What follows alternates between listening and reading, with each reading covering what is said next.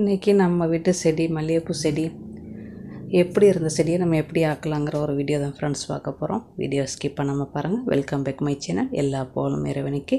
Video கடைசி வரைக்கும் பாருங்கள் மக்களே. அப்படியே நம்ம சேனலை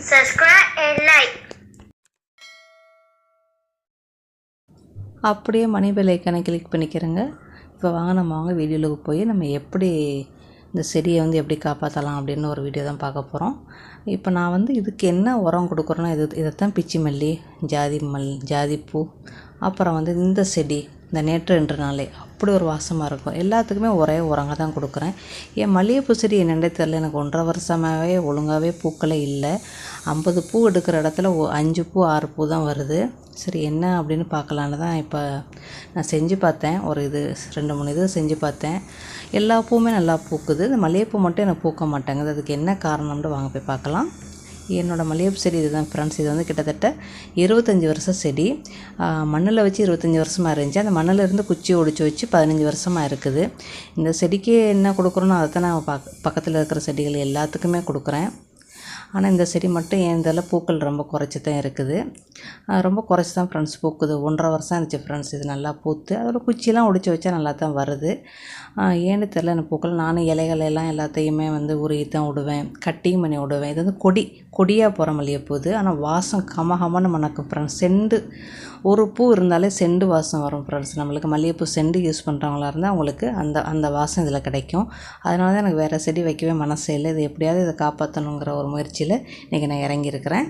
இப்போ இதை நம்ம தேவையில்லாத இலைகள்லாம் எடுத்துகிட்டு கட்டிங் பண்ணி விடலான்னு பார்க்குறேன் ஃப்ரெண்ட்ஸ். இதை மொட்டையாக கட்டிங் பண்ணி விட்டு எப்படி வளருதுன்னு பார்க்கலாம், ஒரு முயற்சி பண்ணுவோம். அதுக்கு மேலே இது தேரலை அப்படின்டா நம்ம மண்கலவை தான் ஃப்ரெண்ட்ஸ் செய்யணும். மண்கலவை செஞ்சு மறுமண்ணை செஞ்சு வச்சா இந்த செடி தேரும்னு நினைக்கிறேன். இது தேரிச்சா தேரலையா, வளர்ந்துச்சா வரலையாங்கிற வீடியோ தான் பார்க்க போகிறோம். இப்போ எல்லாத்தையும் மொட்டையை வெட்டி நம்ம பயிர் வைக்கி கொடுக்குறக்காண்டி இந்த மண்ணையெல்லாம் கொஞ்சம் கூட இந்த மண்ணையெல்லாம் கொஞ்சம் எடுத்துருக்கு. ஏன்னா ஃபுல்லாக மண் இருந்தால் நம்ம ஏதாவது லிக்யூட்டாக உரத்தண்ணிகள் கொடுக்கல நம்மளுக்கு தண்ணி வலிஞ்சிரும். அதனால் ஃபஸ்ட்டு நான் கொடுக்குறது வாழைப்பழத்தோல் நல்லா ஊற வச்சு நல்லா கையில் பிணைஞ்சி வச்சுருக்கிறேன். அதோடு சேர்த்து வெங்காயம் பூண்டு தோல் ஊற வச்சு வச்சுருந்தேன். எல்லாத்தையுமே ரெண்டையுமே மிக்ஸ் பண்ணி இப்போ ஊற்றலாம் அப்படின்னு முயற்சியில் செய்கிறேன். இதான் நான் ஃபஸ்ட்டு நான் கொடுக்குறது. நம்ம வீட்டில் எல்லாம் ஊறிக்கிட்டு கிடந்துச்சு, இதுக்குன்னு செய்யலை, பொதுவாகவே ஊற வைக்கிறது. சரி இதை நம்ம செய்யலாம். இது எதுக்கு நான் செய்கிறேன் அப்படின்னா இதில் மண்புழு வரும். அதனால் இப்படி நீங்கள் வெங்காயத்தோல்லாம் தண்ணியை எடுத்துகிட்டு அந்த பேலன்ஸை தூக்கி போடாமல் இப்படி மண்ணுக்குள்ளே போட்டிங்கன்னா உங்களுக்கு மண்புழு வரும். அந்த மண்புழு எடுத்து நீங்கள் செடிகளுக்கு விட்டிங்கன்னா உங்கள் மண்ணுகள் உங்களுக்கு இலகுவாக இருக்கும். அதுக்கு தான் இதில் நீங்கள் தண்ணியை கலந்துக்கிறங்க. இப்போ 5 லிட்டராக இருந்தால் இன்னொரு 5 லிட்டர் கலந்துக்கிறங்க ஃப்ரெண்ட்ஸ். எல்லாத்துக்குமே இப்போ 1/2 லிட்டர் தண்ணி ஊற்றுங்க. இந்த செடியில் இதில் எங்கெங்கே செடி இருக்கோ எல்லாத்துக்குமே கொடுத்துருவோம் ஃப்ரெண்ட்ஸ். ஒரு பக்கத்தில் இது குச்சி, இது ஜாதிப்பூ குச்சி வச்சுருக்கிறேன். அதுவும் தலைஞ்சிருக்கும், அதையும் உங்களுக்கு காட்டுறேன். அப்புறம் மறுநாள் என்ன செஞ்சேன், அரிசி களைஞ்ச தண்ணி ஃப்ரெண்ட்ஸ். அரிசி களைஞ்ச தண்ணி, சோறு வடித்த தண்ணி, அதோட புளிச்ச மோர் கொஞ்சமாக ஊற்றி ஒரு 3 நாள் இல்லை 2 நாள் நீங்கள் நல்லா ஊற வச்சு புளிப்பு வடை வந்த பிறகு தண்ணியில் மிக்ஸ் பண்ணி நீங்கள் ஊற்றலாம், ஸ்ப்ரே பண்ணலாம், தண்ணியில் ஊற்றலாம், என்ன வேணுமோ செய்யலாம். இப்போ நம்ம தூருக்கு தான் இப்போ உரம் கொடுக்குறோம். இந்த மாதிரி செஞ்சுக்கரலாம். இதில் கொஞ்சமாக எப்சம் சொல்லிட்டு கூட நீங்கள் தண்ணியில் ஊற வச்சு கூட நீங்கள் இது பண்ணலாம். நான் அது என்ன செய்யலை. இது இப்போ கரெக்டாக 3 நாள் ஆயிடுச்சு ஃப்ரெண்ட்ஸ். 3 நாளுடைய தண்ணி தான் இது நம்மளுக்கு. இப்போ நல்லா புளிச்சிருக்கு. நம்ம ஊற தண்ணி எப்படி வாடை வரும் அந்த மாதிரி நல்லா புளிப்பு வாடை இருக்குது. இதில் நீங்கள் தண்ணியை கலந்துக்கிட்டு தண்ணி ஊற்றுற மாதிரியே நீங்கள் ஊற்றிக்கிறலாம். உங்களுக்கு மழை பெஞ்சிச்சு அப்படின்னா நீங்கள் தண்ணி ஊற்றுனீங்கன்னா உங்களுக்கு வேஸ்ட்டாக போயிடும். அதனால் இந்த தண்ணி போதும்னா நீங்கள் என்ன செய்யலாம், ஒரு 1/4 கப்பு ஒரு 1/2 லிட்டர் தண்ணி நீங்கள் ஊற்றுங்க ஒரு செடிக்கு. உங்கள் செடியை பொறுத்து ஊற்றிக்கிறங்க. அதோடு சேர்த்து இலைகளை ஸ்ப்ரே பண்ணுறதுக்கு அதே தண்ணியை அள்ளி வச்சு கொஞ்சமாக பெருங்காயம், கட்டி பெருங்காயம் போட்டு நல்லா ஊற வச்சு அதையும் ஸ்ப்ரே பண்ணிங்க அப்படின்னா உங்களுக்கு இலைகள்லேருந்து முடக்குகள், துளிர்கள் சீக்கிரம் வரும். அதனால் நான் இதுவும் செய்கிறேன். ஒரே தண்ணி தான், கழனி தண்ணி, அரிசி அதாவது சோறு வடித்த தண்ணி எல்லாத்தையும் சேர்த்து தான் போட்டிருக்கிறேன். அதையும் நம்ம கொஞ்சோன்னு கட்டி பெருங்காயம் போட்டிருக்கேன். கட்டி பெருங்காயம் இல்லைன்னா ஒன்றும் பிரச்சனை, தூள் பெருங்காயத்தூள் அது இருந்தால் கூட நீங்கள் கொஞ்சமாக 1 ஸ்பூன் போட்டு நல்லா கலக்கி விட்டு நீங்கள் ஸ்ப்ரே பண்ணிங்கன்னா உங்களுடைய குச்சிகளில் இருந்து எல்லா குச்சிகள்லையுமே உங்களுக்கு நல்லா துளிர் வரும். இப்போ நம்ம இந்த செடியை வலுக்கட்டாயமாக தான் பூக்க வைக்கிறோம். வலுக்கட்டாயமாக பூக்க வச்சா அது நமக்கு நல்ல ஒரு திருப்தியாக இருக்காது. அது நம்ம எல்லாருக்குமே தெரியும். இப்போ இதில் நம்ம அந்த கழனி தண்ணி ஊற வச்ச தண்ணியை ஊற்றிட்டு இந்த குச்சிகள் ஃபுல்லாக எல்லாத்துலேயுமே நம்ம வந்து ஸ்ப்ரே பண்ணி விட போகிறோம். ஏன்னா டெய்லி மழை பெய்யுது இங்கே, அதனால் நான் வந்து 1/2 லிட்டர் தண்ணி தான் ஊற்றுறேன். தண்ணியில் வேறு எதுவும் மிக்ஸ் பண்ணல. அந்த இருந்த தண்ணியோட கொஞ்சோண்டு தண்ணி மிக்ஸ் பண்ணி எல்லாத்துக்குமே ஊற்றிட்டு அப்புறம் ஸ்ப்ரே பண்ணி விட்றேன். அந்த குச்சிகள்லாம் நம்ம வந்து கட்டிங் பண்ணி விட்டு இலையெல்லாம் உருவி விட்ருக்குறோம். அதனால் நம்ம வந்து ஸ்ப்ரே பண்ணி விட்றோம் ஃப்ரெண்ட்ஸ். எல்லாமே தலைஞ்சிரும். அதுக்கப்புறம் மறுபடியும் இன்னும் ஒரு 3 நாள் சென்று கிரைண்டர் கழுவின தண்ணி எல்லாமே இருந்துச்சு, தோசை மாவு அந்த இதெல்லாம் இருந்துச்சு.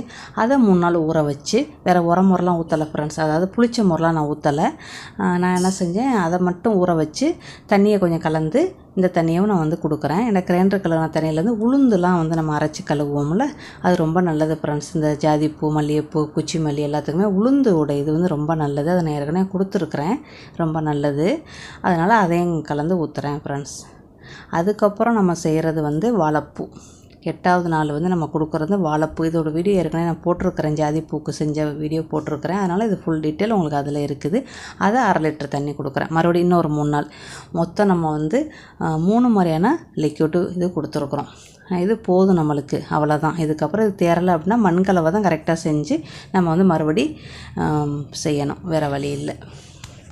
இப்போ நம்மளுக்கு கரெக்டாக 2 வாரத்தில் எல்லா குச்சிகளுமே தலைஞ்சிட்டாங்க. நீங்களே பாருங்கள், 70% குச்சிகள் தலைஞ்சிருச்சு. இன்னும் 1-2 குச்சிகள் இந்த ஜடிக்கில் இருக்குது, தலையாமல் இருக்குது. இன்னொரு ஜடியில் வந்து எல்லாமே தலைஞ்சிட்டாங்க. ஏன்னா இது வந்து இளஞ்செடி தான், அதனால் இது எனக்கு பயம் இல்லை. அந்த செடி தான் பயம். ஆனால் 2மே ஒரே ஜாதி தான் ஃப்ரெண்ட்ஸ், ஒரே இது தான். இது மண்ணில் வச்சா அப்படியே படர்ந்து போகும். ஜாடியில் வச்சா நம்ம கட்டிங் பண்ணி விட்டுக்கரலாம். இப்போ கரெக்டாக 3 வாரம் ஆயிடுச்சு. இப்போ பாருங்கள், நல்லா பூக்கள் வந்து நல்லா பிடிச்சிருக்காங்க. இந்தியா மாதிரி பூக்கள் பிடிக்கலன்றாலும் ஏதோ ஓரளவு பிடிச்சிருக்காங்க. ஏன்னா இந்தியாவில் மல்லிகைப்பூ செடி வச்சோம்னா நமக்கு நல்லா பூக்கும், நானும் பார்த்துருக்குறேன். இப்போ இதில் வந்து தேர்மோர் கரைசல் ஸ்ப்ரே பண்ணி விட்றேன். கொஞ்சமாக இருந்துச்சு. அது என்னென்னா வந்து தயிர் ஒரு கப்பாக இருந்தால் தேங்காய்ப்பால் 1 கப்பு வச்சு 3 நாள் ஊற வச்சு 1 பங்குக்கு 10 மடங்கு தண்ணியை மிக்ஸ் பண்ணி நீங்கள் ஸ்ப்ரே பண்ணி விடலாம். முட்டுக்களுக்கு கீழே உதிராதுன்னு சொல்லுவாங்க. உங்களுக்கு இன்ட்ரெஸ்ட் இருந்தால் செய்யுங்க, இல்லைண்டா வேண்டாம். நம்ம ஏற்கனவே கொடுத்த லிக்யூட்டுகளே போதும், அதுவே அதுக்கு தாராளம். இதுக்கு மேலே இதை நல்லா தேர வைக்கணும் அப்படின்டா என் மனசுக்கு என்ன படுதுன்னா, இந்த மண் வந்து ரொம்ப பழைய மண்ணாக ஆயிடுச்சு. 15 வருஷம் ஆயிடுச்சு இந்த மண் கலவை செஞ்சு.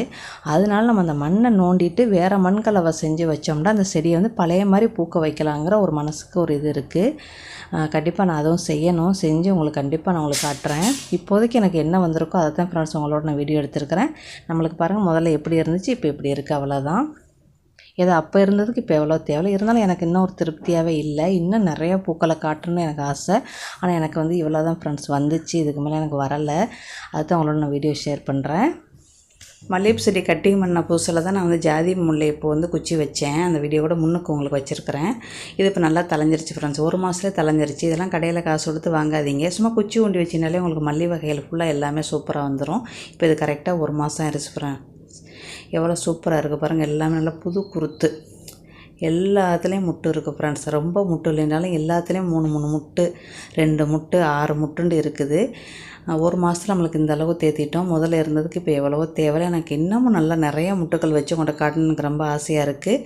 ஆனால் அதுக்கு இன்னும் வேறு ஒரு முயற்சி பண்ணணும் ஃப்ரெண்ட்ஸ். அப்போ தான் உங்கள்கிட்ட நான் காட்ட முடியும். எனக்கு இவ்வளோ தான் ஃப்ரெண்ட்ஸ் வந்துச்சு. நம்பிக்கை இருக்குது எனக்கு. ஒரு ஜாடியில் 100 பூ 200 பூ பிடுங்கணும், பழைய மாதிரி பிடுங்கி இதை வந்து உற்பத்தி பண்ணணுன்ற நம்பிக்கை இருக்குது. அந்த நம்பிக்கையோடு உங்களோட விடைபெறுறேன். தேங்க்யூ ஃபார் வாட்சிங். Bye, see you.